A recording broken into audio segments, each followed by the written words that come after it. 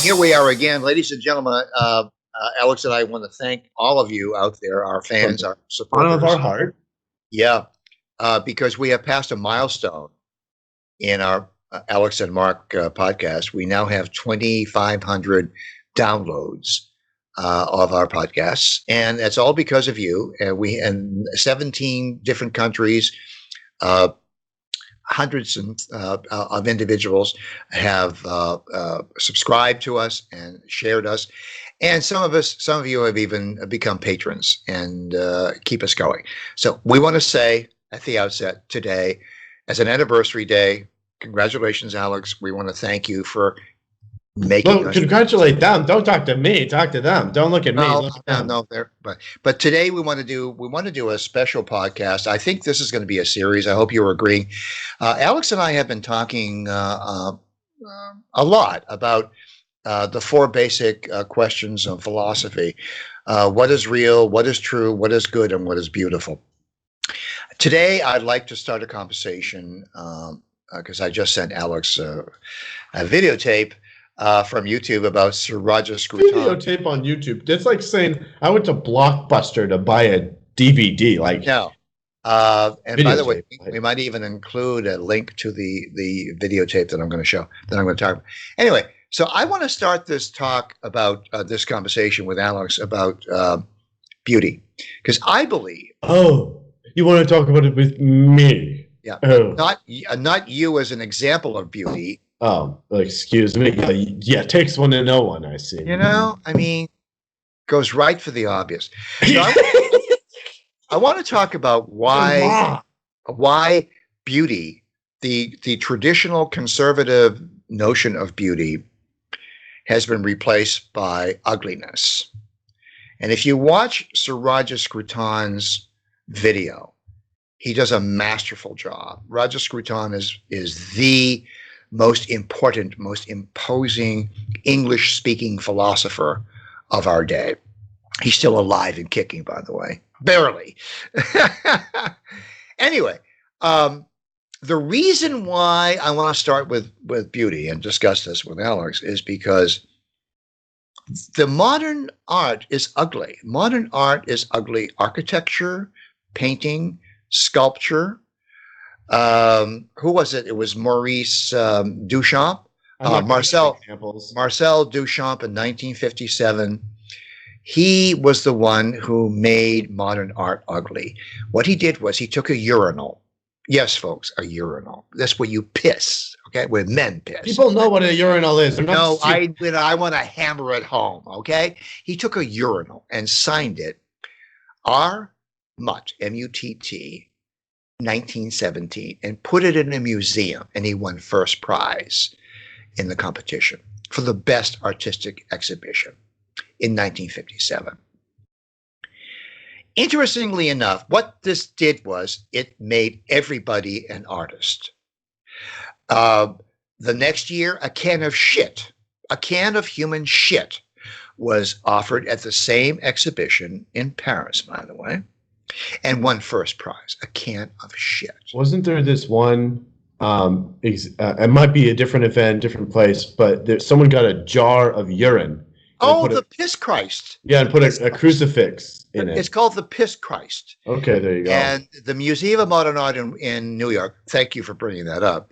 The Museum of Modern Art, just to reinforce what we're talking about here, a photographer by the name of Mellencamp, he took a photograph of an exhibit, which is a jar of what purports to be a jar of human piss. Now, of course, I don't want to verify that this is actually piss. I don't want to do that. But inside the jar of piss is suspended a crucifix. That is to say, a cross with the body of Christ displayed. You know, the person who died for the other person's sins. That's a crucifix. That's that guy. And this is displayed in the New York City Museum of Art by public funds. Can you imagine a Muslim piss jar with Muhammad suspended in a jar of piss? I know. New York? Like a picture of Muhammad, just the picture of Muhammad alone. In piss. Yeah, look at the Christians rioting in the streets over that. And it's not just the elites. I have one friend at a local community college that we know oh so fondly of.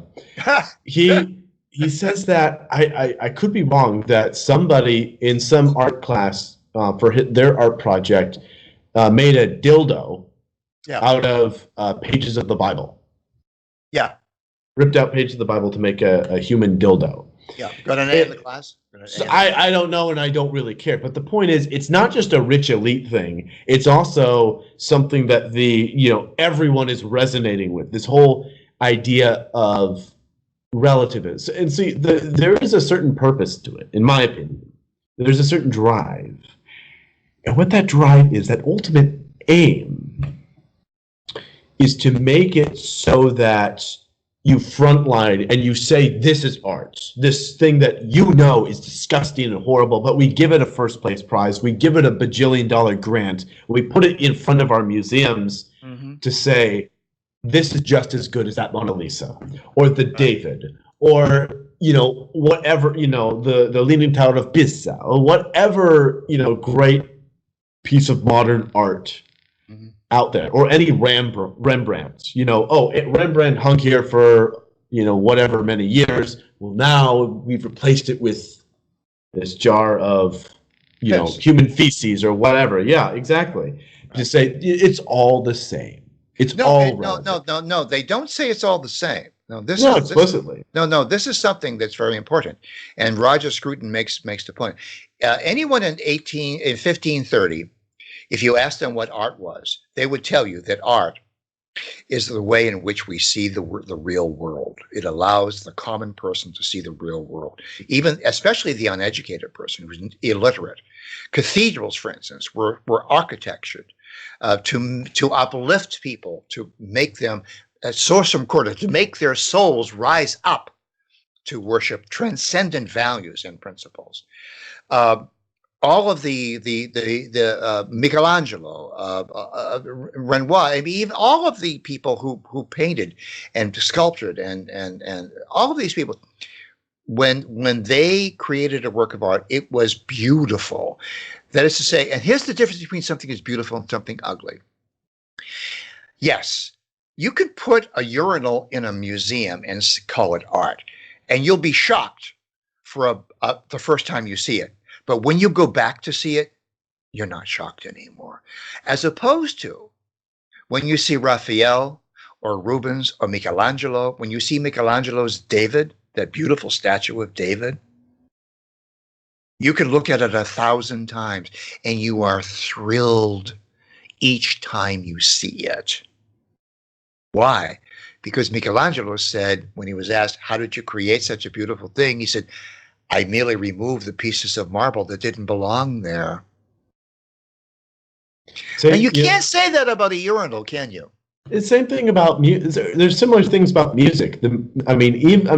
Not so much there's a lot of songs during the 60s, 70s, 80s that we still listen to today. Yep. But so much, the grand majority of music today, it's forgotten after 1 or 2 months on the radio. Oh, yeah. Or if that much, maybe some songs are only there for a week or a few months, and then nobody sings them. It's gone. Mm-hmm. It's just like, oh, stop it. I'm done with we've listened to that song too much.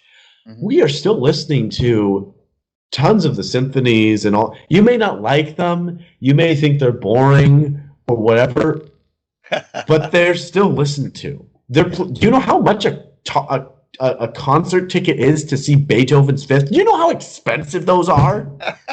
Those are hard to get. Those ain't cheap. They ain't cheap at all. And you're right. More and more people are leaving the pop music culture, which has no transcendent value, which is all about ego, all about the ego of the artist. Right? It's all about them smearing themselves in feces and disgusting things.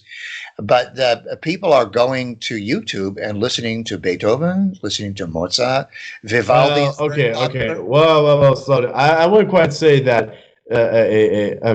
Statistically and data-wise, I would not put my money there. I said more and more, increasing. That's all I'm saying. I don't say it's dominant. No. Most young people and music listeners are still indoctrinated by cultural Marxists that tell us that there is no transcendent reality, truth, goodness, or beauty. That's what they have sold young people. And getting back to art as a whole. Yeah. The more you believe that, the more vacant your soul is. The more there's a hole in the heart of your own soul. And so you must seek transcendence. The reason why beauty is so important, along with goodness and truth and reality, is because we need beauty in our life. We don't need ugliness. We don't need ugly things in our life. And we are repulsed. We are, even scientifically, even Michael Shermer would agree with me on this one. What, the acclaimed atheist buddy of Richard Dawkins, Michael Shermer? Little Dickie Dawkins' buddy, yeah. When you present a bottle of piss, you're revolted. And to call that art is to call something revolting as beautiful and artistic. It makes no sense. It contradicts what nature tells us, that there are beauties in sunsets, beauties in a child's face and their laughter. The first time an infant laughs is magic. Magic is beautiful. But a dead bird in a gutter is not magical, and it's not beautiful. It's kind of, yeah. Anyway. It's kind of like your front door. Yeah. And once again, thanks very much for supporting all of our podcasts. We're going to continue this series with reality, truth, and goodness. Now that we have covered beauty, we recommend Roger Scruton's video. We'll put a tag on that when we post the video so that you can all see it. Give me more work to do. Fine. Thank you. No. I'll do the work.